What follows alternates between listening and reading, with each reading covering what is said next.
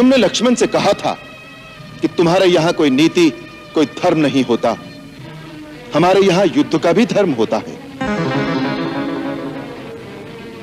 हम शस्त्रहीन और निहत्थे शत्रु पर कभी वार नहीं करते। यह है रघुवंशियों की वीरता।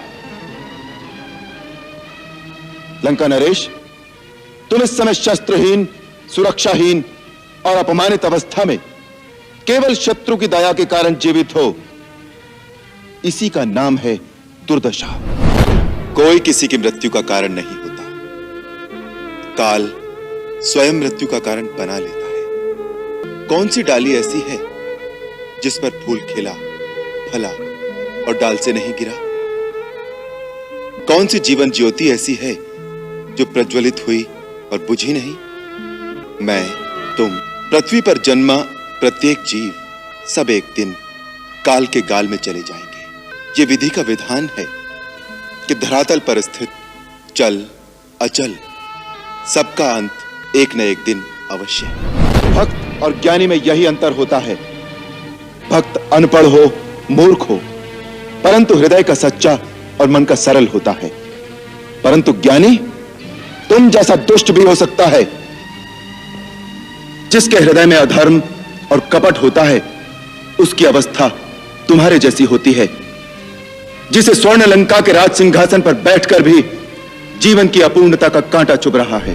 दानवेश्वर, लगता है आप हमारी मान्यता को मिटाने की ठान कर आए हैं। जिस अखिलेश्वर का अवतार मान आप हमें उसके सन्मुख झुकाने आए हैं, स्वयं उस साक्षात वैकुंठेश्वर विष्णु के सामने भी हम नहीं झुके।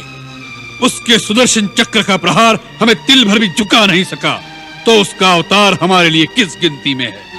ये न भूलिएगा दानवराज कि लंकेश दशानन का शीश कट सकता है, झुक नहीं सकता। और दशानन का शीश झुकाने वाला पृथ्वी पर अभी पैदा नहीं हुआ।